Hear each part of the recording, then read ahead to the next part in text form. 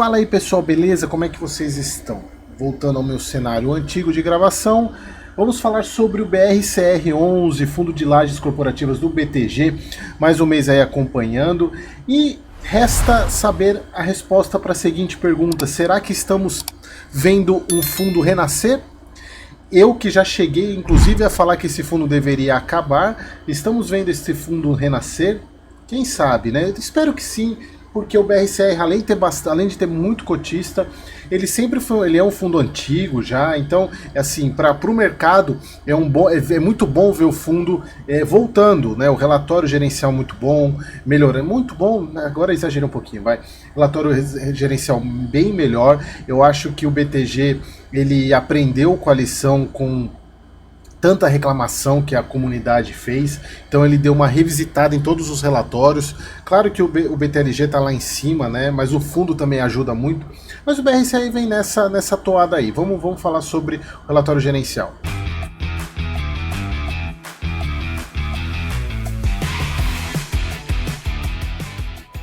Bom, então vamos lá. Mais um mês aí acompanhando o BRCR, relatório agora de dezembro. A gente já cheguei a comentar com vocês essa mudança, né, do relatório.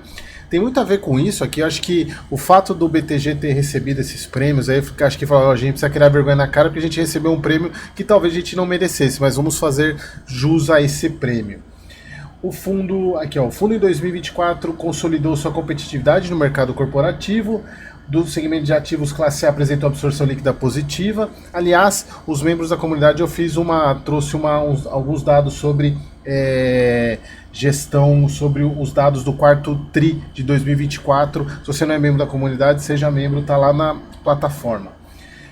Maior presença semanal de escritórios, redução do trabalho remoto, fortalecendo a relevância para os locatários. Aqui um ponto que eu acho que começa a se tornar algo impressionante, porque olha só, o fundo vem pagando 50 centavos por cota. Não sabemos, a DRE é muito confusa desse fundo, é muito confuso. Ele vem mantendo os 50 centavos e pelo guide se vai manter. E se a gente for ver hoje, o fundo, ele tá custando R$40, chegou a ponto de estar custando, não, ele é 40, 38, vamos considerar R$40. Se a gente for fazer umas continhas aqui, a gente está falando de, se a gente for pegar R$6 dividido por 40, nós estamos falando de 15% ao ano. Para um fundo de lajes, isso é coisa pra caramba, Então, o próprio preço que ele está hoje já começa a torná-lo algo interessante de se investir. Eu particularmente vejo que existem outros fundos de laje com maior qualidade, mas assim, o BRCR ele paga pela gestão, ele paga pela destruição de patrimônio do cotista, só que agora, para quem está entrando agora, não está muito preocupado com o que está lá atrás. Tomara que o fundo ele teve reavaliação positiva dos imóveis, né? Então, olha só, o fundo cota de mercado está um pouquinho, como é que estava mesmo? Um pouquinho abaixo, né? Mas aí a gente está vendo isso em quase todos os fundos, né? A cota atual um pouco menor do que do fechamento de dezembro. O valor patrimonial de 2,3 bi, o valor de mercado quase 1 bi, metade do preço do valor. É impressionante. Tem um número considerável de cotistas, 130 mil, embora perdeu cotista pra caramba. A vacância, a precificação também vem da vacância, mas vocês podem ver, mês a mês ele vem reduzindo, até eles chegam a falar, deixa eu ver se eles falaram alguma coisa aqui, ó, aqui falando de um ganho, eu estava esquecendo disso, né, que o fundo ele vai ter um ganho agora, em janeiro de 2025, de 7 milhões, com a venda da opção de compra do BFC, pois o patrimônio líquido atingiu 2,3 bi, 86,8 por cota. Eu tenho mais um dado positivo aí, mas a gente vê a destruição de valor patrimonial do cotista. A gente está vendo aqui uma perda muito grande. Aqui a gente vê a cota, né? Imagina quem comprou a R$100, né? É complicado, perdeu metade do patrimônio. Então tem muita gente que é brava, revoltada com esse fundo, porque ele já foi muito hypado lá atrás. Ele era um fundo muito bom.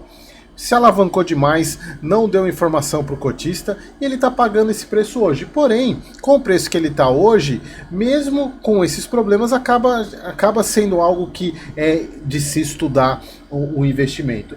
Por mais que eu considere esse tipo de investimento um investimento mais tático e não de longo prazo. Que o retorno negativo, dezembro, né, como quase todos, a gente vê aqui tudo depois da reciclagem do portfólio. Quando eles resolveram tomar vergonha na cara para resolver não, né? Diminuir o passivo do fundo, que é vender imóvel, aí claro que receita diminuiu. Aqui a gente vê, a DRE dele é muito confusa, a gente não tem direito, a gente vê aqui, ó, o FFO ajustado deu 40 centavos por cota, ele pagou 50, mas a gente não sabe o quanto que esse fundo tem ainda da reserva, do que ele vendeu, não sei.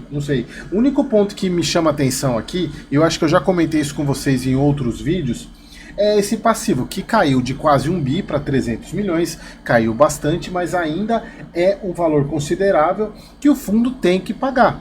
E aí, qual que é a estratégia que ele tem usado há algum tempo?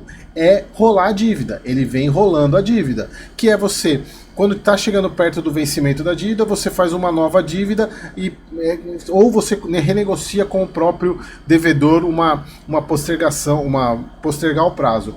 Mas pelo que eles têm falado aqui, que eu acho bem estranho, mas assim, não é que é bem estranho, mas com o mesmo devedor, não seria seria meio difícil, mas provavelmente eles estão trocando, pegando, é como se você tivesse financiamento imobiliário, você vai em outro banco e troca de financiamento com juro menor. É o que está acontecendo, desde a contratação inicial da alavancagem do fundo, CDI mais 3,5, passou para CDI mais 2,09, uma queda aí de quase 140 base points aqui, é bastante coisa. Só que aí que tá, é uma alavancagem alta e o fundo, uma hora ele vai ter que pagar, ele não vai conseguir rolar por muito tempo. O fundo mantém uma estrutura de capital robusta, direciona os recursos disponíveis para aproveitar novas oportunidades de investimento ou incrementar a distribuição, mas até aí a gente não está vendo nada disso. A vacância financeira 11,7, ela vem caindo, a gente vê que ela vem caindo, né? A vacância, isso é importante, até para poder ter um incremento na renda. E aí vem que eles colocaram o guidance aqui até março de 50 centavos, né? Entre 45 e 52. Que os ativos, né, são ativos muito bons, se a gente for ver, todos com padrão construtivo excelentes, porém em localizações que são um pouco questionáveis, né? Não são localizações tão boas assim. Eu vejo pela própria Torre Almirante, que é aqui perto de onde eu trabalho, não é assim tão, digamos, tão... E assim, a gente vê que o fundo melhorou, esse imóvel chegou a ficar vazio, quase vazio, né? Quando a Petrobras saiu. E aqui a gente vê outros ativos, são ativos de padrão construtivo muito bons, mas não tão bem localizados assim. Inclusive nas vendas ele se desfez de imóvel melhor do que ele tem no portfólio. E também por mais que o Rio de Janeiro tenha melhorado, ele tem uma concentração grande de ativos no Rio de Janeiro, que tem na Barra lá inclusive, né, 2 ativos, que assim, não é uma localização tão boa quanto o centro, por exemplo.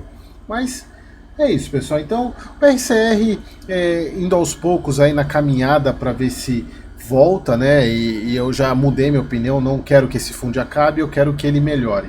Porque tem muito cotista e é importante que os cotistas pelo menos recuperem os novos aí entrantes. E eu sei que tem carteira recomendada grande com ele, não entendo muito bem o porquê, mas quem sou eu?